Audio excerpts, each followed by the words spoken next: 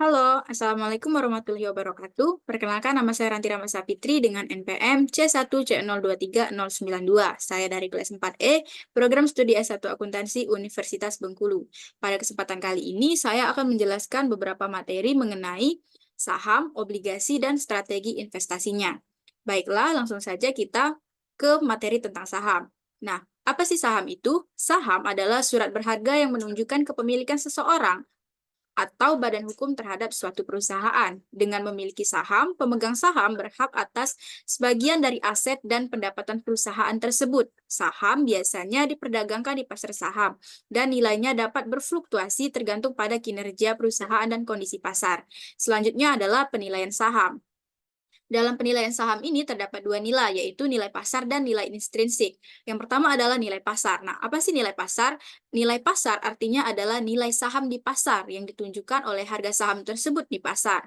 Contohnya, jika saham perusahaan XYZ diperdagangkan di bursa dengan harga Rp10.000 per lembar, maka nilai pasar saham tersebut adalah Rp1.000.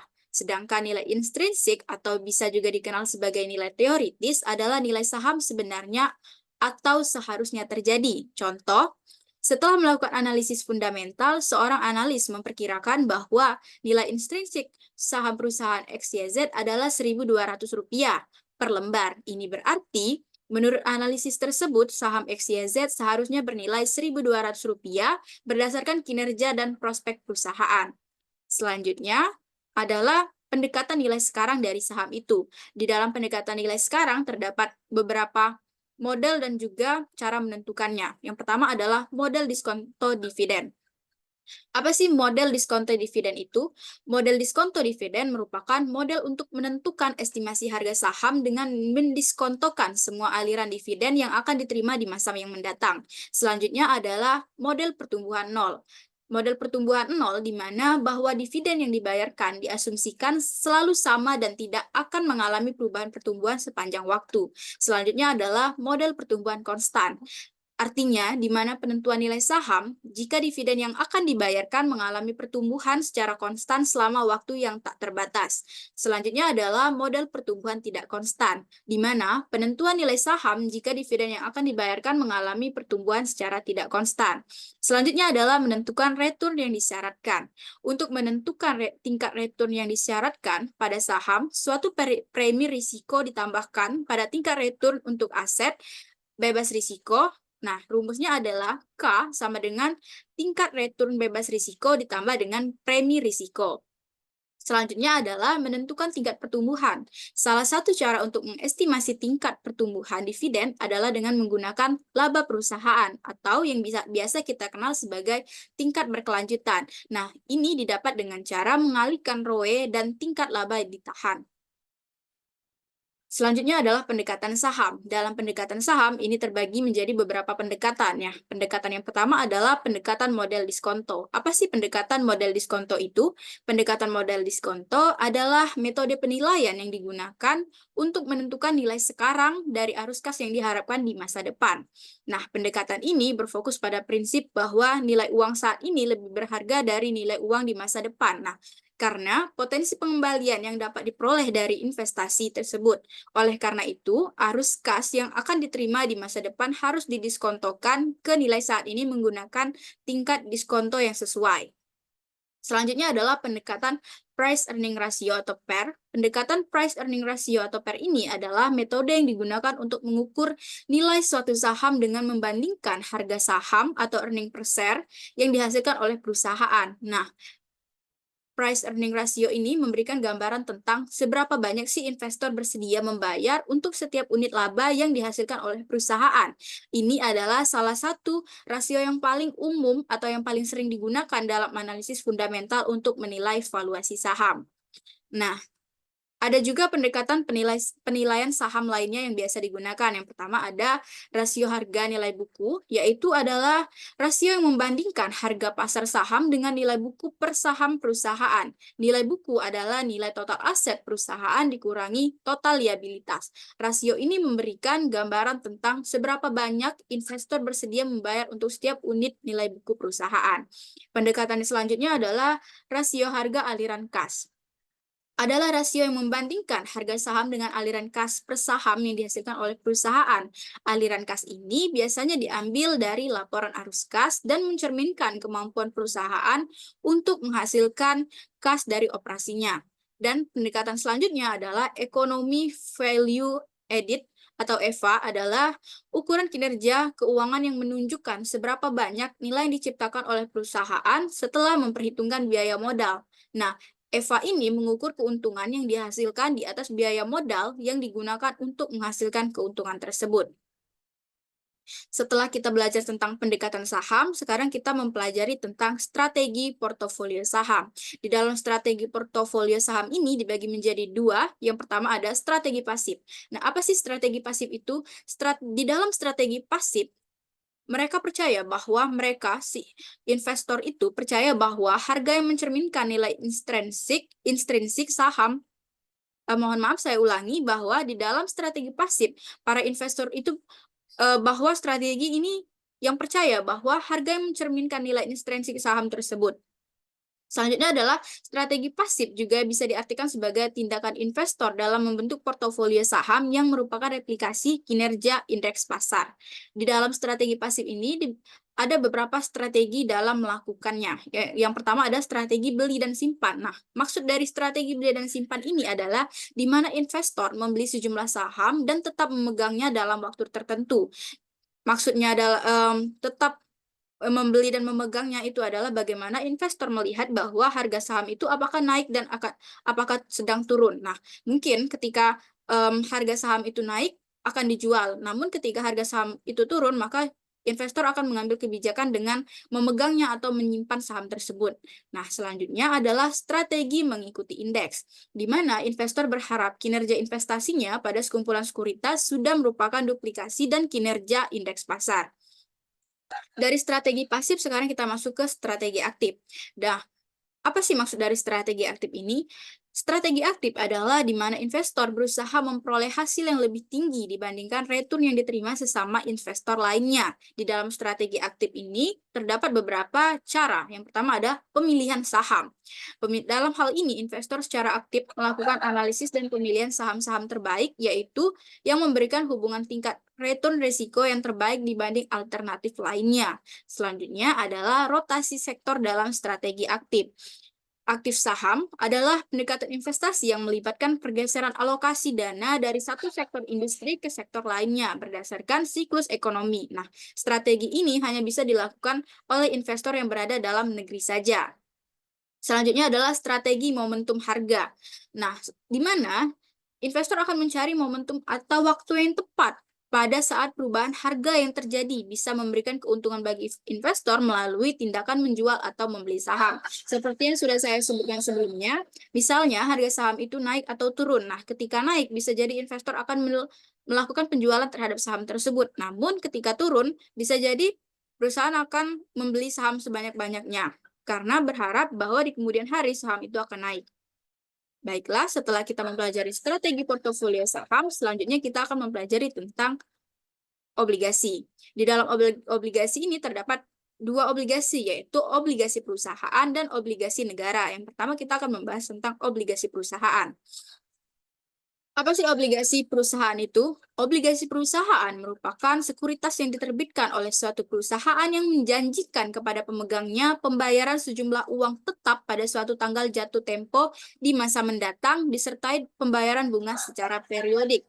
Jumlah tetap yang dibayar pada waktu jatuh tempo atau biasa kita kenal sebagai maturity merupakan pokok pinjaman atau prinsipal obligasi yang juga disebut nilai nominal atau par value atau face value. Pembayaran bunga secara periodik itu kita sebut sebagai kupon. Nah, di mata investor, obligasi adalah pernyataan klaim kreditur pada suatu perusahaan. Selanjutnya adalah jenis-jenis obligasi perusahaan. Di dalam terdapat beberapa jenis obligasi di perusahaan. Yang pertama seperti obligasi dengan jaminan. Dilihat dari namanya saja, tentu saja obligasi ini yang diterbitkan oleh perusahaan dengan menggunakan aset real tertentu. Nah, kemudian obligasi tanpa jaminan. Obligasi tanpa jaminan adalah obligasi yang diterbitkan tanpa menggunakan jaminan aset real tertentu. Kemudian adalah obligasi konversi, adalah obligasi yang memberikan hak kepada pemegangnya untuk mengonversikan obligasi tersebut dengan jumlah saham perusahaan pada harga yang telah ditetapkan, sehingga obligasi mempunyai kesempatan untuk memperoleh capital gain. Kemudian ada juga obligasi yang disertai waran. Dengan adanya waran, maka pemegang obligasi mempunyai hak untuk membeli saham perusahaan pada harga yang telah ditentukan. Kemudian ada juga obligasi tanpa kupon.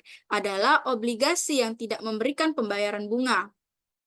Kemudian ada obligasi dengan tingkat bunga mengambang. Artinya adalah obligasi yang memberikan tingkat bunga yang besarnya disesuaikan dengan fluktuasi tingkat bunga pasar yang berlaku. Kemudian ada multiple bond adalah obligasi yang memberikan hak kepada pemegang obligasi untuk menerima pelunasan obligasi sesuai dengan nilai par sebelum waktu jatuh tempo. Kemudian ada juga junk bond, adalah obligasi yang memberikan tingkat keuntungan yang tinggi tetapi juga mengandung risiko yang tinggi juga.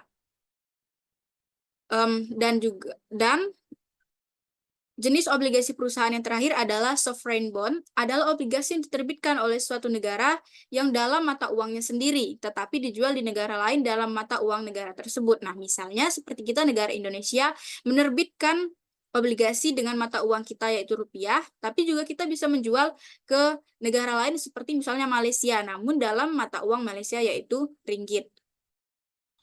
Dari jenis-jenis obligasi perusahaan ini, kita lanjut ke materi tentang perdagangan obligasi perusahaan di pasar modal Indonesia. Nah, ini sudah saya lampirkan contoh tabel dari statistik bulanan transaksi perdagangan obligasi korporasi tahun 2016 yang saya ambil dari buku ini. Kemudian, bisa teman-teman lihat, di sini ada bulannya dari Januari sampai November, kemudian juga ada volumenya yaitu diukur dalam satuan rupiah, kemudian ada frekuensi dan juga ada jumlah efeknya dan jumlah hari bursa. Setelah melihat contoh dari tabel perdagangan obligasi perusahaan di pasar modal Indonesia, selanjutnya adalah peringkat obligasi. Untuk peringkat obligasi ini saya juga mengambil tabelnya dari buku ini, buku pasar modal karya dari Profesor Dr. Edwardus Tandelin MBA, WMCSA. Nah, kemudian di sini kita bisa lihat pada tabel peringkat obligasi yang dikeluarkan Pevindo. Bisa kita lihat ini ada peringkat obligasi. Kayak misalnya contohnya ini ada triple A yaitu superior peringkat tertinggi. Nah, A ini artinya kelas yang paling tinggi gitu. Kemudian menurun lagi dari triple A ada double A, ada double A maksudnya, kemudian ada hanya A1, kemudian B-nya 3 gitu. Kemudian ada juga peringkat dari ID triple A sampai IDB dapat dimodifikasi dengan tambahan tanda plus atau minus untuk menunjukkan kekuatan relatif dalam kategori peringkat. Nah, ini kita sebut sebagai rating outlook. Seperti misalnya diberi tanda positif, artinya peringkat ini bisa ditingkatkan. Namun apabila terdapat tanda negatif, nah peringkat ini bisa juga diturunkan. Kemudian ada stabil, artinya peringkat mungkin tidak berubah atau netral gitu ya. Kemudian juga ada developing. Nah, peringkat ini bisa dinaikkan, bisa juga diturunkan. Setelah melihat tabel dari perdagangan obligasi maupun peringkat obligasi, kita bisa lanjut ke materi tentang obligasi negara. Nah, tadi kan di awal sudah saya sebutkan bahwa obligasi ini dibagi menjadi dua. Yang pertama tadi yang sudah kita bahas adalah obligasi perusahaan. Sekarang kita mau bahas tentang obligasi negara. Di Indonesia, obligasi negara adalah bagian dari surat utang negara yang diterbitkan oleh pemerintah Republik Indonesia. Nah, surat utang negara adalah surat berharga yang berupa surat pengakuan utang dalam mata uang rupiah maupun valuta asing yang dijamin pembayaran bunga dan pokoknya oleh negara kesatuan Republik Indonesia sesuai dengan masa berlakunya. Surat utang negara dan pengelolaannya diatur dalam Undang-Undang Nomor 24 Tahun 2002 tentang Surat Utang Negara.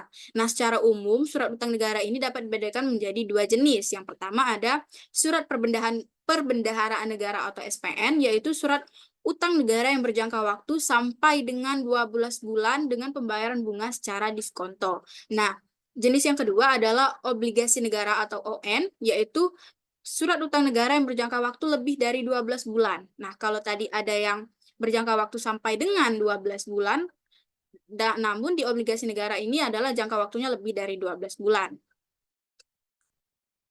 Kemudian adalah, mengapa sih penting obligasi negara. Yang pertama ada investasi harus mencerminkan bebas risiko. Yang kedua, obligasi negara digunakan sebagai benchmark atau tolak ukur, sebab obligasi negara ini sangat homogen dalam bentuk dan tersedia dalam jumlah yang sangat besar sehingga pasarnya sangat liquid. Kemudian, obligasi negara dapat digunakan sebagai alat dalam menara ekonomi.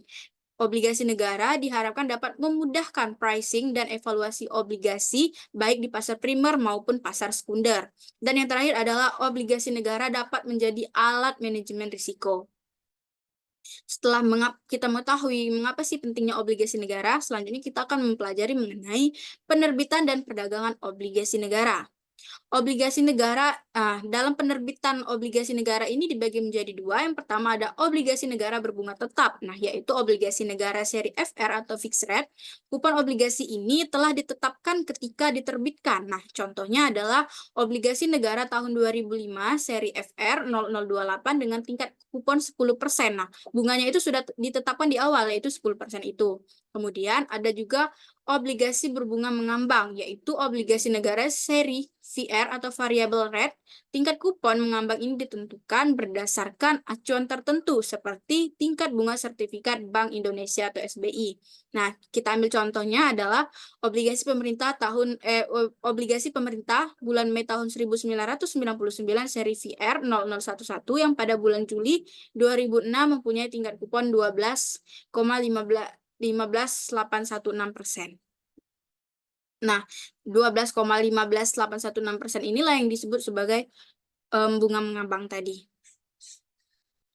Baiklah, selanjutnya kita membahas mengenai yield obligasi. Apa sih yield obligasi itu? Yield obligasi merupakan ukuran pendapatan obligasi yang akan diterima oleh investor yang cenderung bersifat tidak tetap. Yield obligasi tidak bersifat tetap sebagaimana layaknya bunga atau kupon obligasi, karena yield obligasi akan sangat terkait dengan tingkat return yang disyaratkan oleh investor. Di bagian ini ada juga namanya nominal yield. Nominal yield adalah penghasilan bunga kupon tahunan yang dibayarkan pada pemegang obligasi. Setelah dari nominal yield, ada juga yang namanya current yield. Current yield obligasi adalah penghasilan bunga kupon tahunan yang dibagi dengan harga pasar obligasi tersebut. Beranjak dari itu tadi, dari yield obligasi, sekarang kita bisa melihat contoh perhitungan nominal yield dan current yield. Yang pertama kita melihat perhitungan dari nominal yield ini sendiri, yaitu rumusnya itu adalah tingkat kupon. Nominal yield tadi adalah penghasilan bunga tahunan dibagi dengan nilai nominalnya. Sebagai contoh, jika seorang investor membeli obligasi dengan nilai 1 juta rupiah dan mempunyai tingkat kupon 10%, penghasilan bunga atau kupon per tahun pada investasi ini adalah 0,10 dikali dengan 1 juta rupiah, yaitu sama dengan 100.000 rupiah. Jika investor tersebut membeli 20 obligasi, maka penghasilan tahunannya adalah 100.000 tadi dikali dengan 20. 20 tadi adalah obligasinya tadi. Hasilnya adalah 2 juta rupiah. Kemudian adalah contoh dari current yield. Sebelum kita ke contoh, kita harus tahu dulu nih rumus dari current yield itu, yaitu rumusnya penghasilan bunga tahunan dibagi dengan harga pasar obligasi.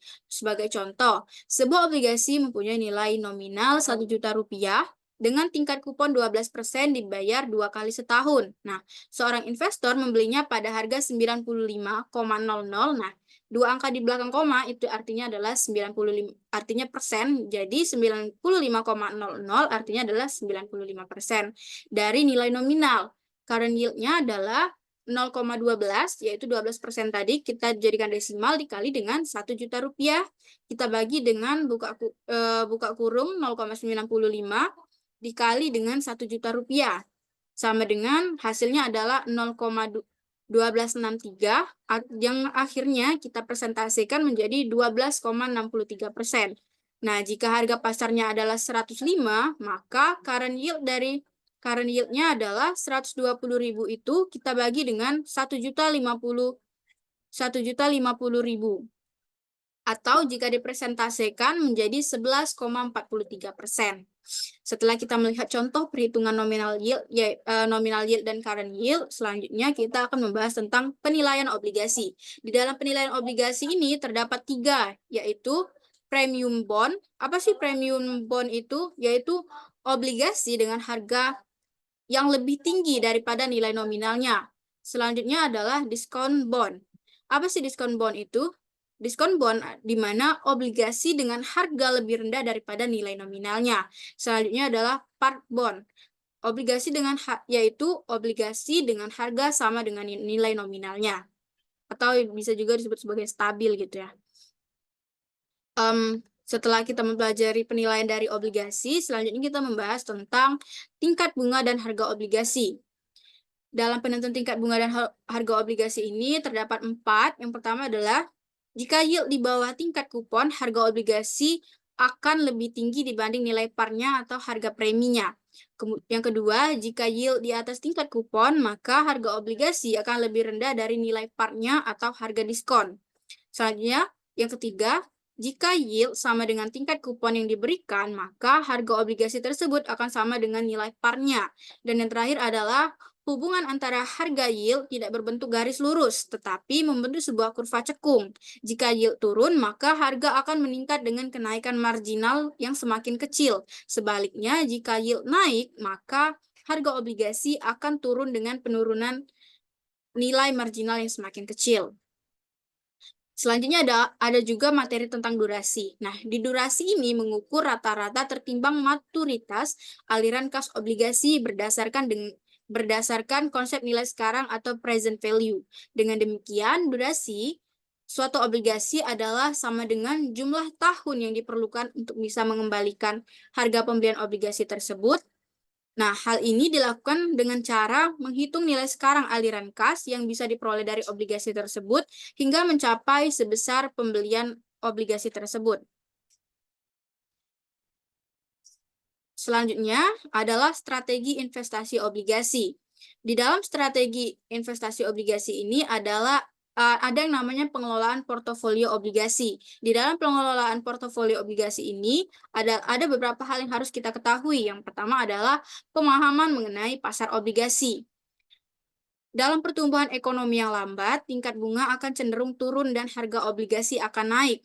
Penurunan pertumbuhan ekonomi juga akan menyebabkan berkurangnya kesempatan investasi sehingga akan meningkatkan permintaan obligasi. Hal itu akan menyebabkan harga obligasi naik dan yield obligasi menjadi turun. Pengelolaan selanjutnya adalah struktur tingkat bunga. Struktur tingkat bunga adalah hubungan antara waktu jatuh tempo dengan yield untuk suatu kategori obligasi tertentu pada waktu tertentu juga. Semakin lama jangka waktu obligasi, maka risiko ketidakpastian juga akan semakin tinggi, sehingga tingkat bunga yang diharapkan juga akan semakin tinggi. Hubungan antara waktu jatuh tempo dengan tingkat bunga digambarkan dalam bentuk kurva. Ada 3 teori struktur tingkat bunga. Yang pertama ada teori harapan, yang kedua ada teori preferensi likuiditas, dan yang terakhir ada yang namanya teori preferensi habitat. Hal yang harus kita ketahui selanjutnya yaitu struktur risiko tingkat bunga. Ada beberapa perbedaan dalam struktur risiko tingkat bunga, yaitu yang pertama ada perbedaan kualitas, yang kedua perbedaan dalam bentuk call provision, yang ketiga ada perbedaan tingkat kupon yang diberikan, dan yang terakhir ada yang namanya perbedaan kemudahan diperdagangkan. Setelah kita mengetahui pengelolaan portofolio obligasi, selanjutnya ada strategi investasi obligasi. Di dalam strategi investasi obligasi itu terdapat 3 strategi. Yang pertama ada strategi pengelolaan pasif, yang kedua strategi imunisasi, dan yang ketiga adalah strategi pengelolaan aktif. Nah, dalam strategi pengelolaan pasif ini didasari oleh asumsi bahwa harga obligasi sudah ditentukan secara fair atau adil, maka strategi pasif menggunakan sekumpulan informasi-informasi yang ada sekarang, bukan informasi yang berdasarkan estimasi. Di dalam strategi pengelolaan pasif ini ada dua cara. Yang pertama, beli dan simpan. Maksud dari beli dan simpan ini adalah di mana investor membeli sejumlah obligasi dan tetap memegangnya untuk beberapa waktu tertentu. Cara yang kedua adalah mengikuti indeks pasar, di mana investor berharap bahwa kinerja investasinya pada sekumpulan obligasi sudah merupakan duplikasi dan kinerja indeks pasar. Masuk ke strategi yang kedua adalah strategi imunisasi. Dalam strategi imunisasi, maksud dari strategi imunisasi adalah strategi yang berusaha untuk melindungi portofolio terhadap risiko tingkat bunga dengan cara saling meniadakan pengaruh dua komponen risiko tingkat bunga, yaitu risiko harga dan risiko reinvestasi. Risiko harga merupakan risiko yang berasal dari hubungan yang terbalik antara harga obligasi dengan tingkat bunga. Artinya, semakin rendah tingkat bunga, maka harga obligasi akan semakin tinggi. Namun, sedangkan risiko reinvestasi merupakan risiko yang berasal dari ketidakpastian mengenai tingkat investasi terhadap pendapatan kupon yang akan diterima di masa yang akan datang. Strategi yang terakhir adalah strategi pengelolaan aktif. Pada strategi aktif, data yang diperlukan belum diketahui dengan pasti karena sifatnya masih estimasi berbanding terbalik dengan strategi pengelolaan pasif tadi yang datanya kita gunakan di masa sekarang yang ada sekarang, bukan dari estimasi seperti strategi aktif ini. Di dalam strategi aktif ini ada dua cara. Yang pertama adalah mengestimasi perubahan tingkat bunga, dan yang kedua adalah mengidentifikasi adanya kesalahan harga pada suatu obligasi. Baiklah, itu saja materi yang bisa saya sampaikan mengenai saham, obligasi, dan strategi investasinya. Saya minta maaf apabila ada salah kata. Saya akhiri. Wassalamualaikum warahmatullahi wabarakatuh. Bye.